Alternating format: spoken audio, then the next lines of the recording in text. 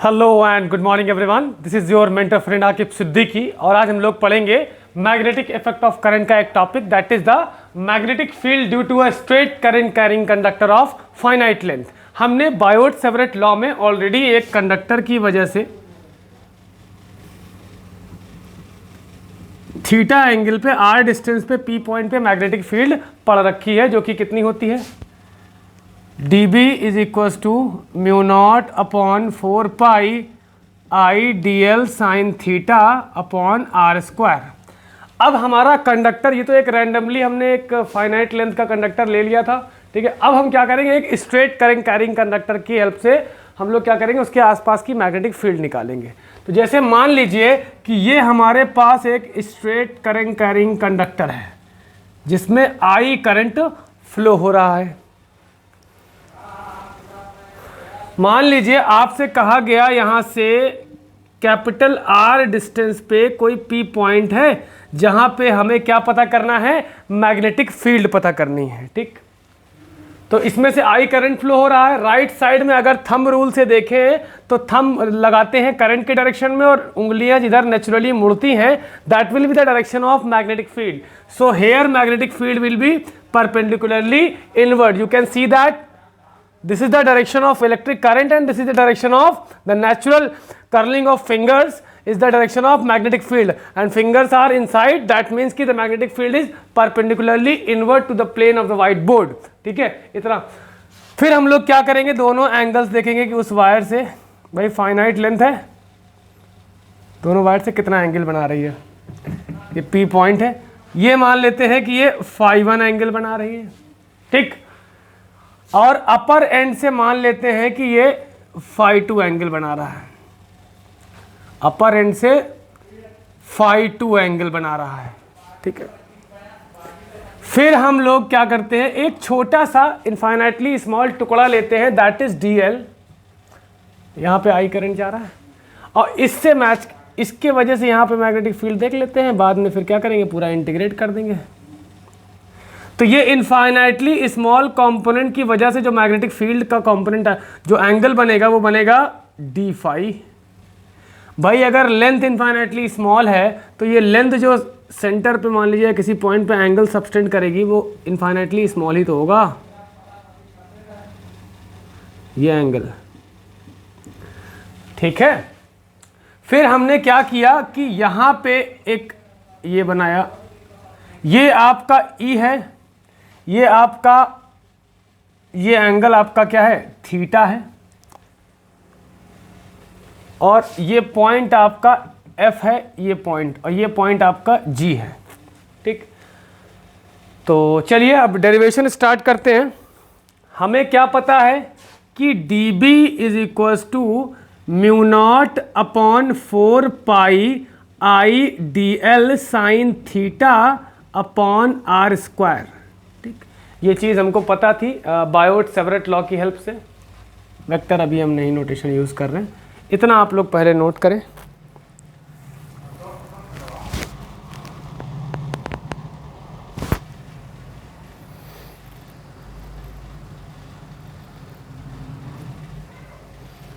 ये डिस्टेंस आपकी small are है। अब इस कंपोनेंट को पूरे को हम जूम करते हैं, जूमिंग थोड़ा सा बड़ा करके देखते हैं कि एक्चुअल में इसके अंदर क्या क्या चीज़ें हैं।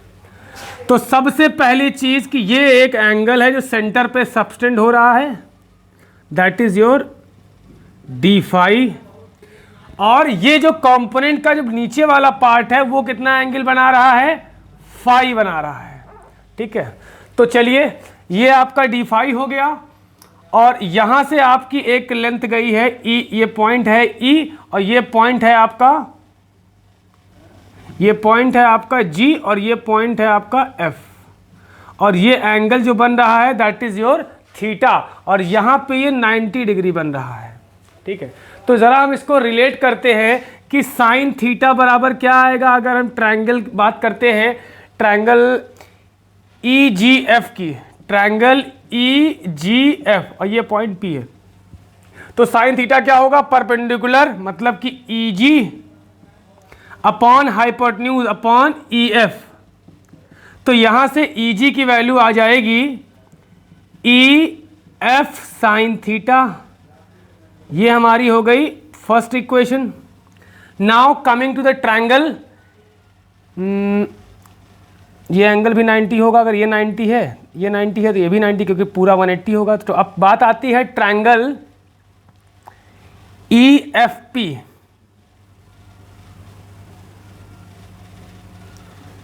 ये EGP, triangle EG and P।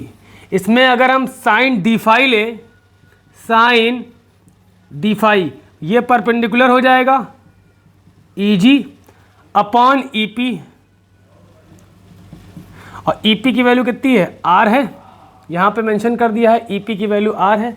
तो यहाँ से आपको EG बराबर कितना मिल जाएगा भाई, EP साइन डी फाई। यहाँ पे EP लिख देते हैं बाकायदा। ठीक, EP की वैल्यू क्या है, R है, तो EG बराबर कितना हो जाएगा, R sine D phi. Since D phi tends to 0, या कहें कि डी फाई बहुत छोटा है, तो sine D phi nearly equal to क्या हो जाएगा, डी फाई। तो यहां से आपको EG की जो वैल्यू मिलेगी that will be R D phi. तो ये आपका है, इसे आप नोट करें। ठीक है,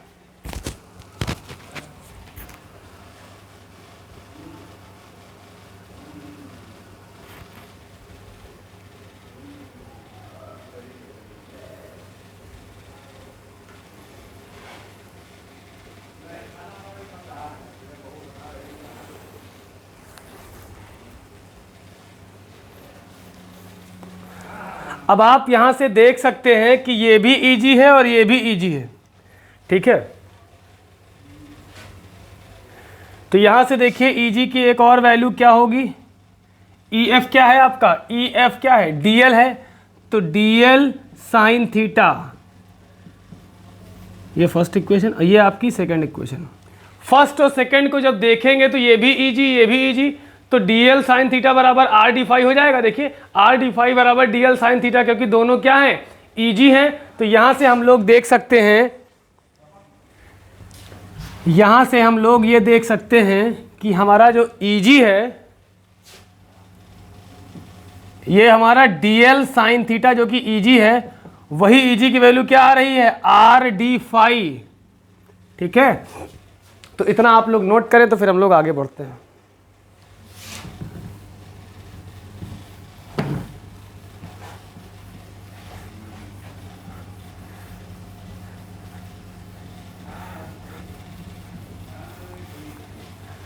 ठीक है, तो यहां पे हम DL साइन थीटा को रिप्लेस कर देंगे। यहां पे DL साइन थीटा की जगह R डी फाई लगा, DL साइन थीटा की जगह R डी फाई।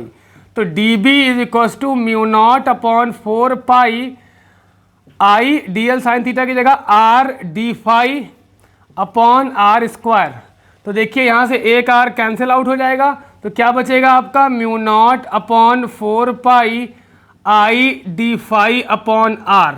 और R को चाहे तो हम cos फाई से चेंज कर सकते हैं। तो cos फाई अगर निकालेंगे ट्रायंगल में, मान लो ये हमारा n है, तो ENP से क्या है, ट्रायंगल ENP से, तो बेस क्या है आपका, cos फाई क्या होगा, capital R, base upon hypotenuse upon small r। तो यहाँ से आपको स्मॉल r की वैल्यू मिलेगी R upon cos phi.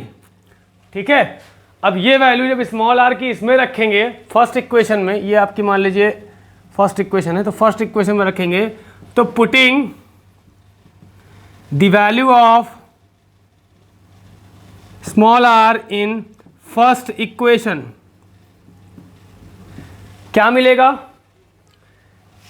dB is equal to mu naught upon 4 pi I D phi, और स्मॉल I डी फाई, और स्मॉल r की जगह क्या रखेंगे, capital R upon cos phi. cos phi ऊपर चला जाएगा, कितना आएगा, mu naught upon 4 pi I cos phi D phi upon capital R। ठीक है, इतना आप लोग नोट करें तो फिर हम लोग आगे बढ़ते हैं।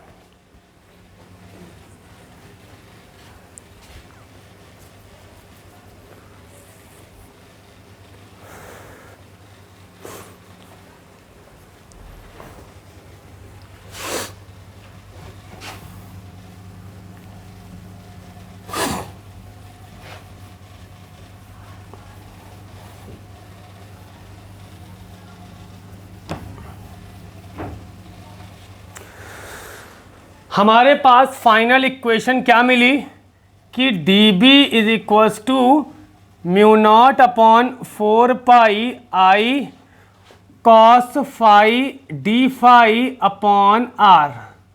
अब इसको हम इंटीग्रेट कर दें, यहाँ से एक इन्फाइनाइटली स्मॉल कंपोनेंट था उसको इंटीग्रेट करेंगे, मतलब सारे इन्फाइनाइटली स्मॉल कंपोनेंट को जोड़ देंगे तो dB का तो b मिल जाएगा, और यहाँ पे कहाँ से कहाँ इंटीग्रेट करेंगे, फाई 1 से फाई 2 तक, मतलब लोअर एंड फाई 1 से अपर एंड फाई 2 तक।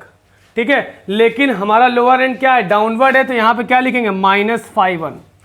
अब देखिए यहाँ से हमारा अगर देखा जाए तो क्या होगा, b will be equal to mu naught upon 4 pi I by R integration of minus phi 1 से माइनस फाई 2 तक कॉस फाई डी फाई। ठीक है, थोड़ा सा और रफ कर दे नीचे।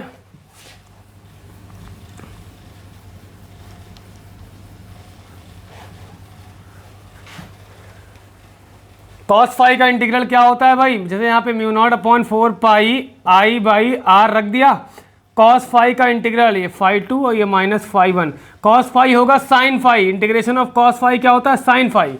फिर एक बार फंक्शन में फाई का फंक्शन है तो एक बार फाई 2 रखेंगे, माइनस लगा के एक बार ये रखेंगे, दैट मीन्स कि b will be equal to mu naught upon 4 pi I by R sine, पहले फाई 2 रखना है, फाई 2 माइनस लगाना है, फिर साइन ऑफ नीचे वाली value lower limit minus phi 1।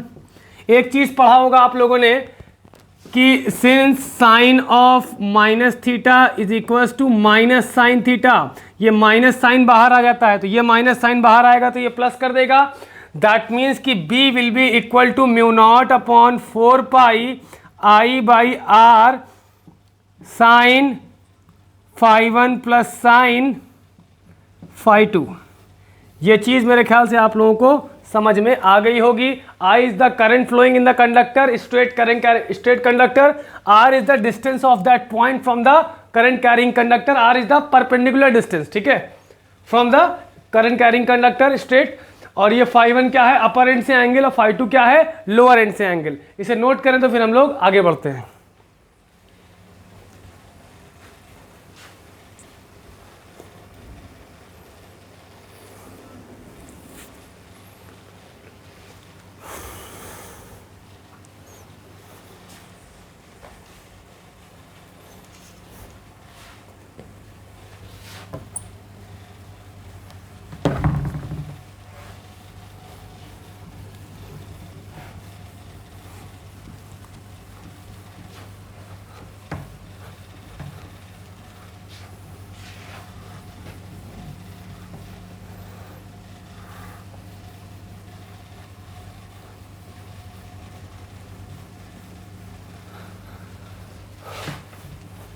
Special case देखिए कि मान लो अगर हमारा कंडक्टर है ये, ठीक है, और यहाँ से r डिस्टेंस पे किसी p पॉइंट पे मैग्नेटिक फील्ड पता करनी है।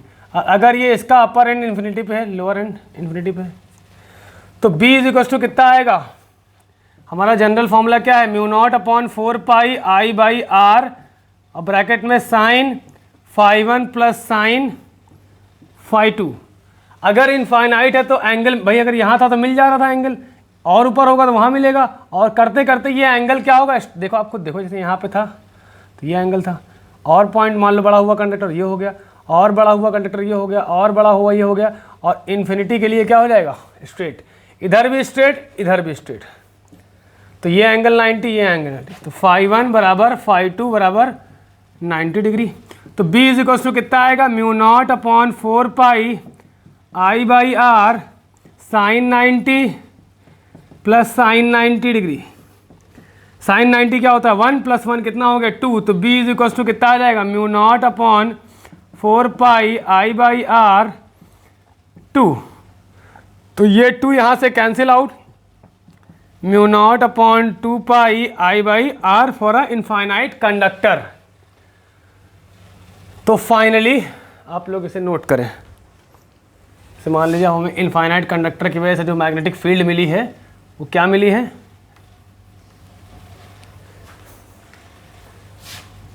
B is equals to mu naught upon 2 pi I upon r. This is all about your. So मिलते हैं नेक्स्ट लेक्चर में। Thank you everyone.